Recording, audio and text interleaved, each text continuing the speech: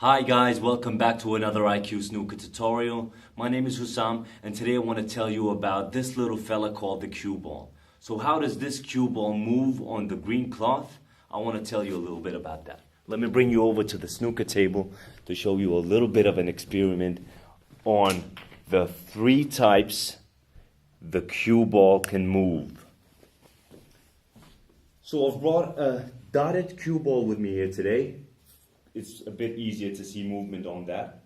First of all, we want to talk about the topspin shot. So this would be a topspin shot. I'm not actually going to strike the cue ball today. I just want to show you how it actually moves. When I strike the cue ball with a topspin shot, it will immediately go into rolling. So this is the roll mode of the cue ball. That's one shot. The other one would be the stunt shot, which is in the center of the cue ball. We've spoken about this in one of the earlier tutorials. The stunt shot will make the cue ball glide for a while before it begins rolling. So I put some energy into the cue ball and make it glide, which takes a lot of energy. And after, when there's not enough energy to glide anymore, the cue ball will begin rolling, because this is definitely the easiest movement the cue ball has. That's just physics.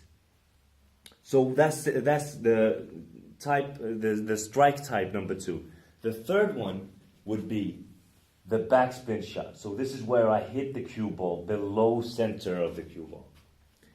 This will make the cue ball turn backwards, and this takes a lot of energy as well.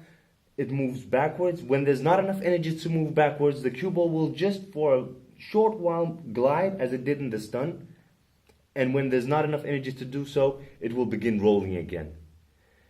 So that's three types of striking the cue ball that will make the cue ball react very differently when it hits the object ball, or if it doesn't hit the object ball, it would just perform all three types of movement. So why is that important?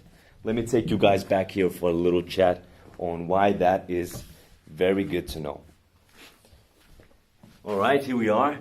So the angle of which the cue ball will leave the line which the object ball travels is very different depending on how you strike the cue ball. So let's say we have a straight shot on a blue, the shot you've seen me play on several tutorials, just a straight blue to the middle pocket. If I play that shot and hit and strike the cue ball on above center, the cue ball will follow on, will follow the blue on possibly into the pocket. If I strike the cue ball in the middle, the cue ball in a straight shot, if I strike it with a pace that leaves enough energy in the cue ball to still be in the gliding movement when it hits the object ball, the cue ball will stop. Then if I strike it below center as a backspin shot, the cue ball needs to have enough energy to still be doing the backspin movement when it hits the object ball to actually be able to go backwards when it hits the object ball. This is actually the explanation on or the answer to the question I've been getting very often from my beginner students that ask me, why can't they generate a backspin shot when the cue ball has to travel a long distance?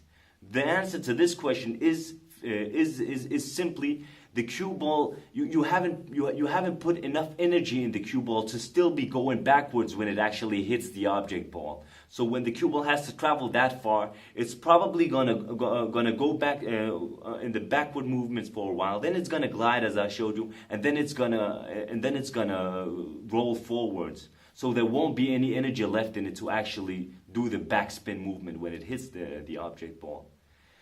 This means that pace and point of striking on the cue ball definitely impacts the effect that you will have in the cue ball when it actually hits the object ball. This is very theoretical. So please make sure to get back to me, comment or ask questions in DMs or wherever you know you can catch me. I'd be so happy to explain further if this didn't do the job. And in general, I'll be just so happy to hear from you guys. This means a lot to me that you're supporting the channel. So thank you so much for watching. Remember to get back to me. I promise I'll get back to you guys. Have a great one, guys. Thanks for watching.